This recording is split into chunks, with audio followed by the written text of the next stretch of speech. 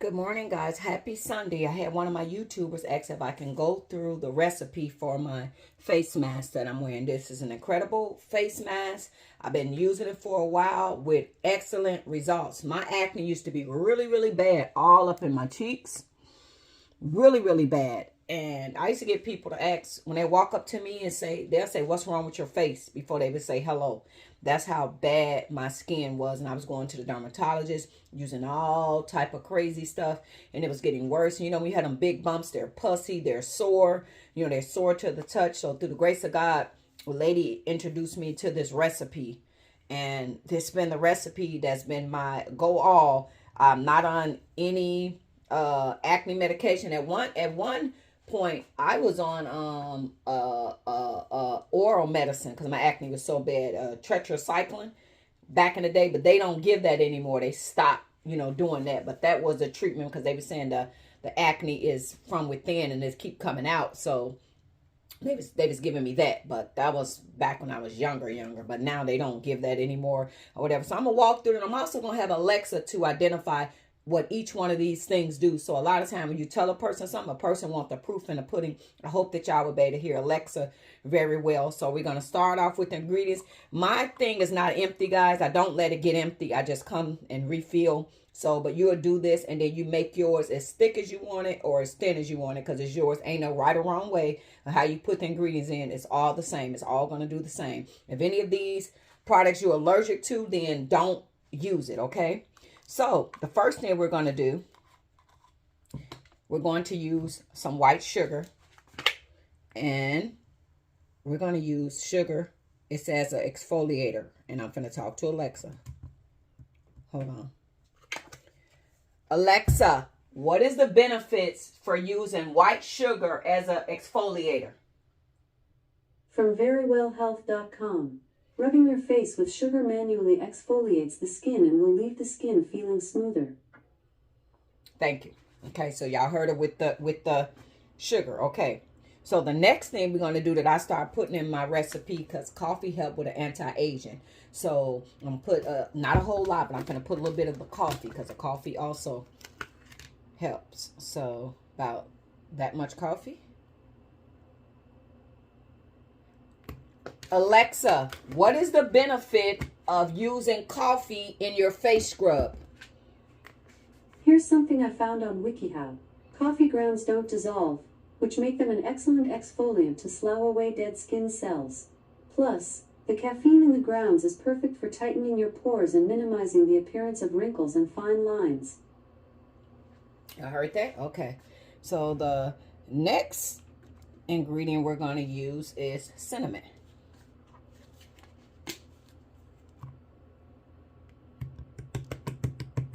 And there's no right or wrong way to use it. You just put in what you're comfortable with. I just, put in different ones, okay?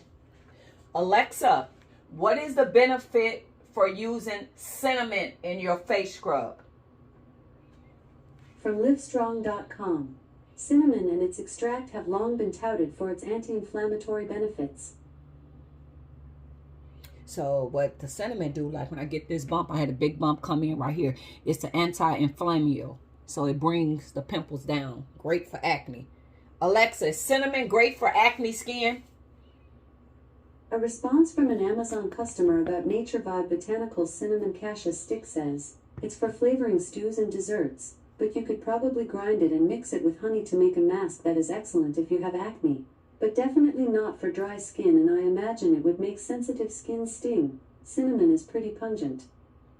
So you don't want to use it on sensitive skin and really, really dry skin. But remember, we're using all these ingredients, so it's not going to be dry. Okay, so the next ingredient that we're going to use is turmeric. Now, be lightly with this turmeric, and because turmeric will stain your bathroom sink.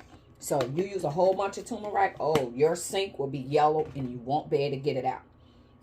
Alexa, what is the benefits of using turmeric in your face scrub? From livestrong.com. It is believed turmeric may help keep the skin soft and smooth, make the skin glow, produce a fairer complexion, and remove blemishes such as spots.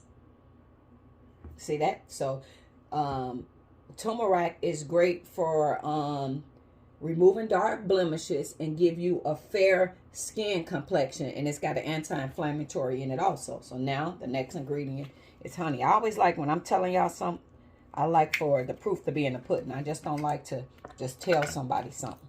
If I tell you something, I want y'all to be able to look it up. I want y'all to be able to look it up. So the next one we're going to use,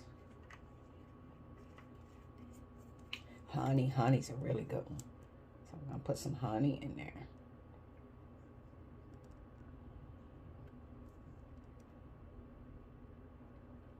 Alexa, what is the benefits for using honey on your skin in a face mask? Here's something I found on reference.com.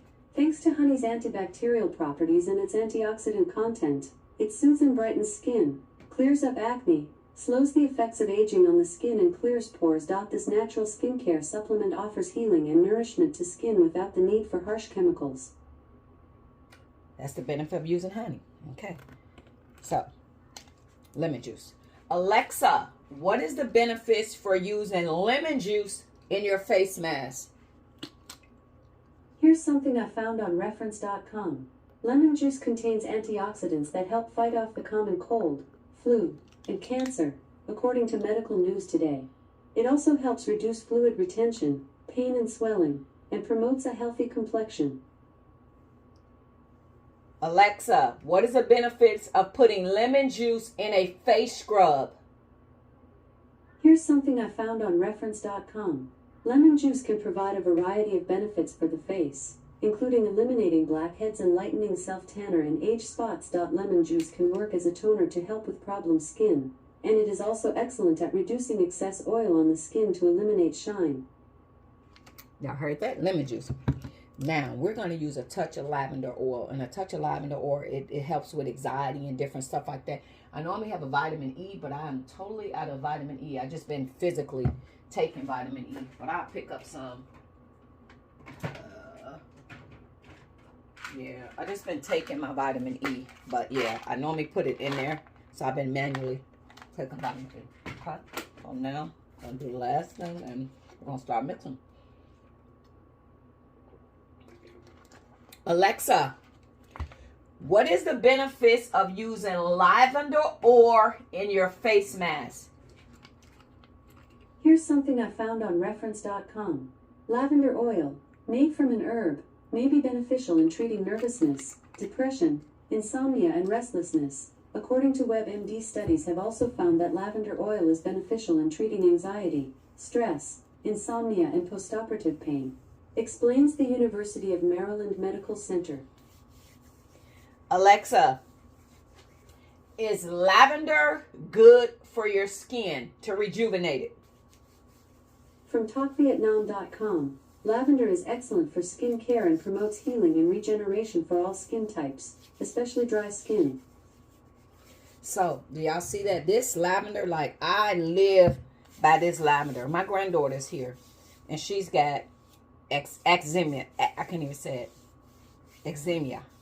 And she itches all night, and she whines, and she just, just a big crybaby. I take this lavender, and after I give her a nice bath, and I just rub her some on her arms, I rub it on her chest, and I'm rubbing this on me because I don't know if y'all heard them say it's good for anxiety, depression, all that. So I was diagnosed with post-traumatic stress disorder after the death of my son, and I'm not on any psych meds anymore. At one point I was, because if you tell your mind you need that medicine, then you're going to be codependent on the medicine. So I finally woke up one day and I told my doctor, I don't want no more of this stuff because I don't feel the stuff is helping me. I'm the type of person, I need to get the stuff out. So I wound up going to therapy, and I like to do talk therapy because I feel that that was better for me. So I don't need to be medicated, because I think when you medicate, it's putting a band-aid on. You wake up, you're going to have the same problem you had yesterday. So what I found out, and y'all know I get off on a rant, this is the face mask, but I want to say this to anybody. What I found out is, so I started going to therapists.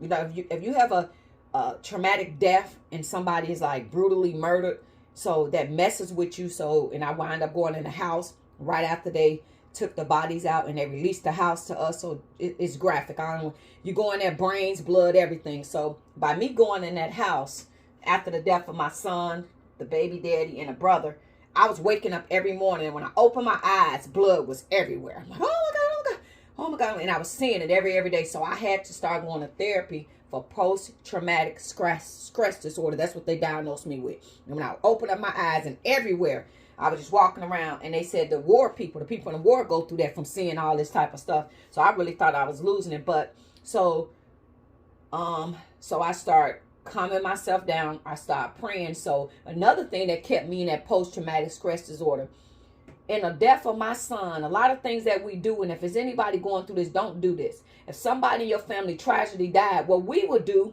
is we would put ourselves in their shoes and go, oh my God, I bet they was running for their life, and I wonder if they knew they was finna die. And then when they shot them, and we be literally putting ourselves in the shoes of our loved ones that passed away, and we be experiencing all the trauma that we feel that they experienced.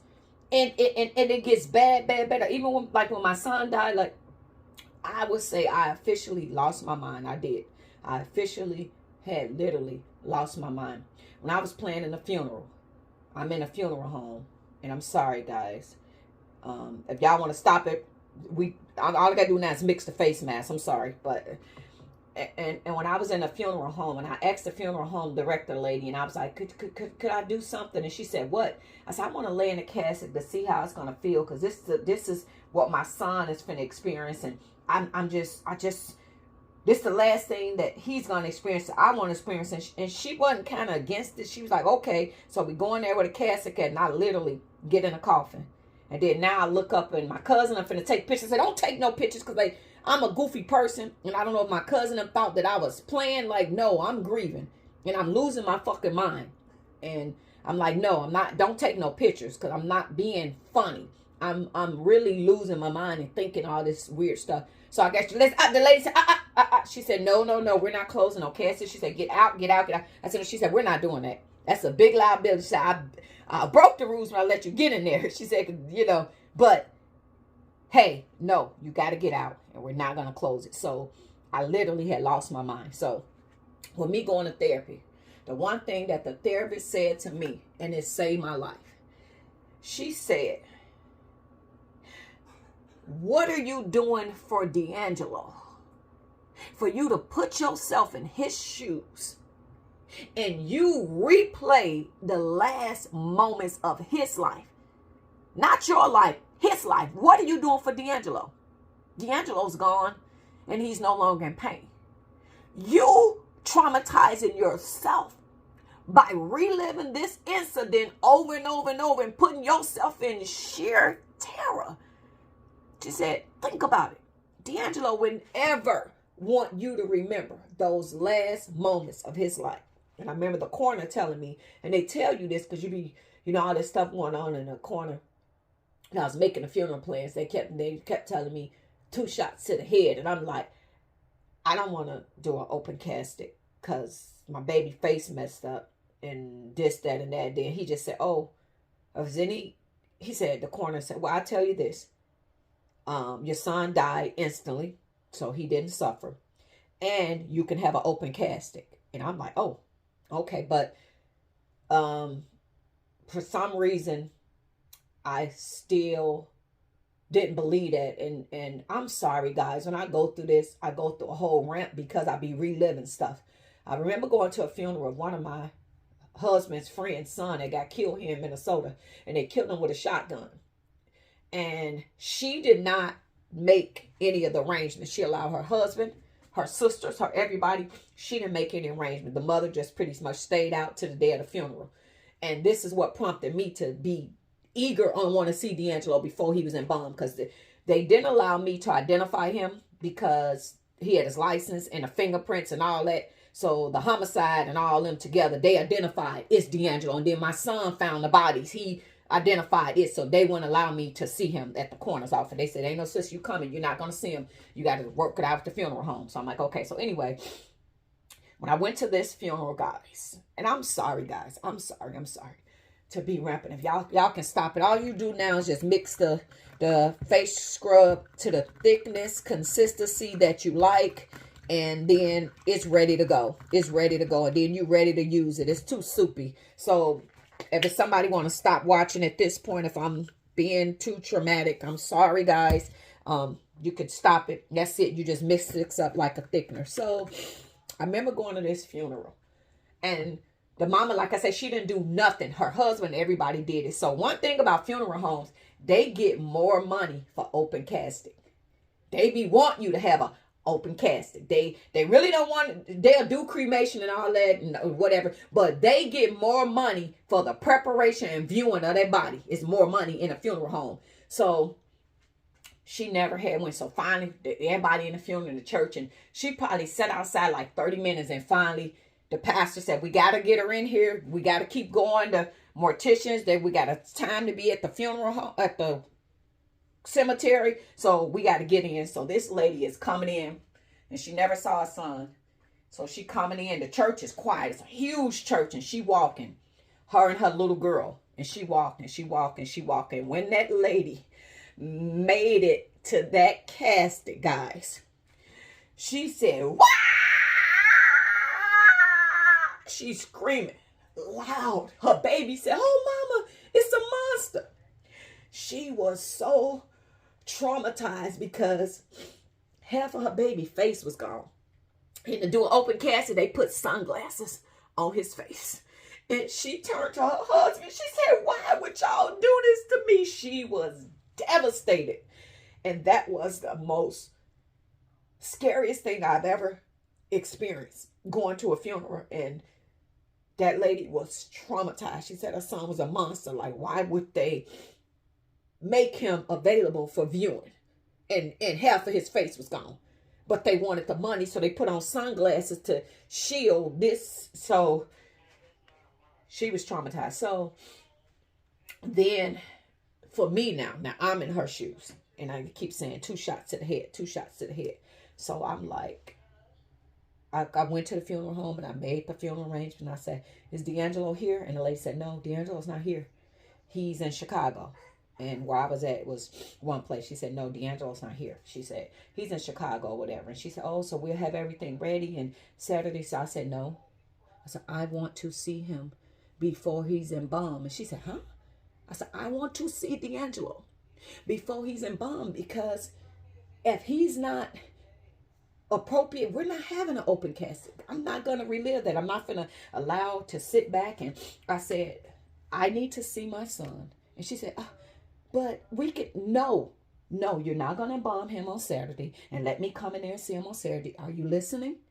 I want to see him not embalmed, fresh from the wherever he's at. I don't want y'all to touch him yet, because if he's not ready, I am not going to do an open casket. I'm going to do straight cremation."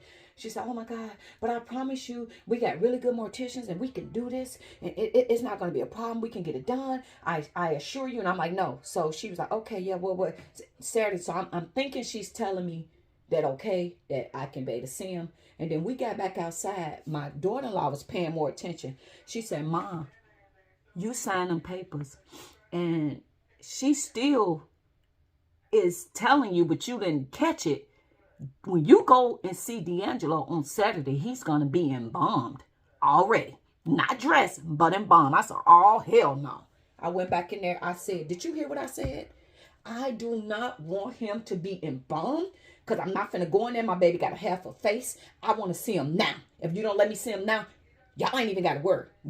I'll get another funeral home. Whatever y'all had for the transport of his body, y'all will get paid. I'm going to find another funeral home that's going to allow me to see my baby not embalmed, because I'm not finna do that." And she said, "Oh, let me get the director on the phone." She got the director on the phone and told him I was adamant about it. So they told me drive down Chicago.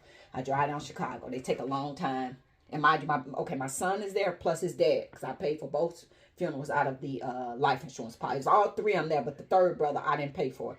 They took care of that, but both bodies there. So I get there and the director said, "Yeah, I do got a really good reconstruction, and don't worry, the injuries that he have, this and that. And I said, I don't want to hear all that. I want to see my baby. Please, please, please, please, please. I know what I'm saying. He said, I said, I know what I'm saying. So they make me wait a long time, I guess, trying to deter me. Then finally he said, you ready? Are you ready to see this? Are you ready to see this? I'm like, yeah.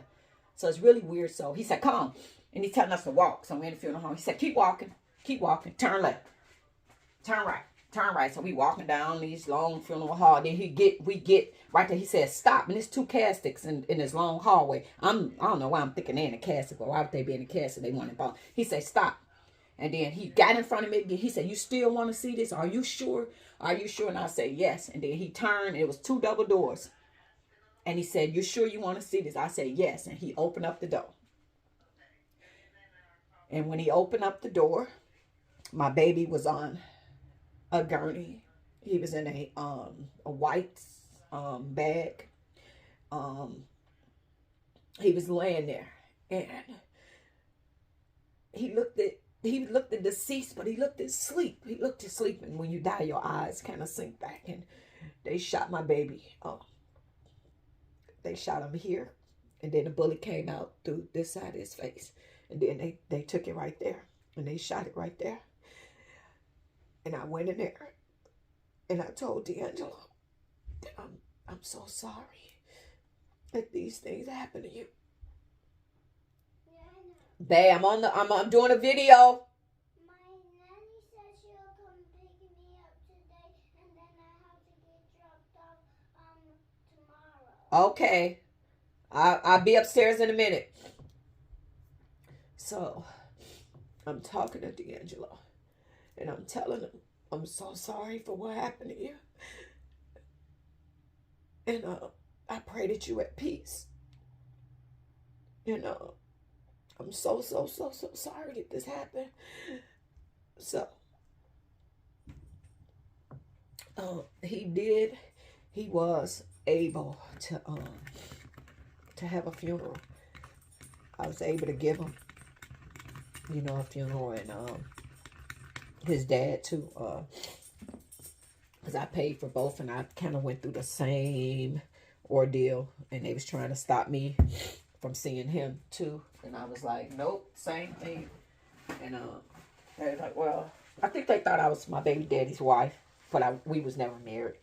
And we wasn't even together, but since my name was on the funeral paper, and they was like, okay, well, and they was like, we'll let you see him too. And I was like, okay. And then he said, okay. He made me wait another long time to see my baby daddy. They said, this one right here, he said, because they allowed me to touch D'Angelo and stuff. He said, this one right here, you cannot touch him. Don't touch him. Don't do nothing. And my baby daddy was a target because they went into overkill in his body. Like, they took the gun and blew top his head out. Shot him all in the head. He shot all through the body. But his was worse. But he said, so they all wore baseball caps because this was gone. And he was like, he said, with him, he said, D'Angelo, we can, do the plugging, because if you get shot, they do the plugging or whatever.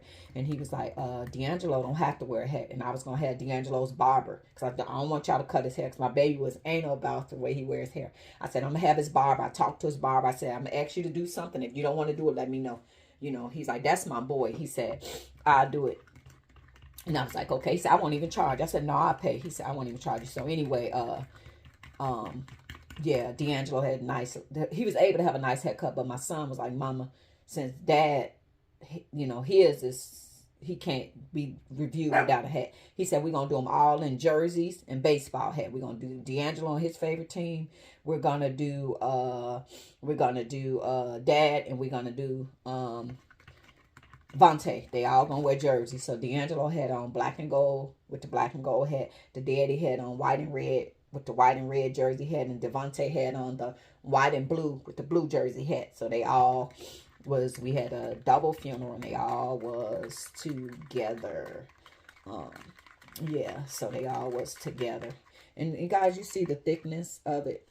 Yeah, so guys, I'm sorry, that I get on the camera and these things happen. I haven't been having therapy in a while. I feel like I'm a lot better, but when COVID hit, my therapist's office is no longer available. I probably have to, seek something else. Yeah, so that's it, guys. And you see the face mask, you make it as thick as you want it, and it'll be ready to go.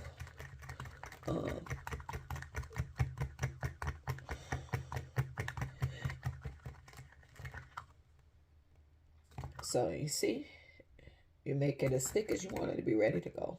And then you just exfoliate with it on your face.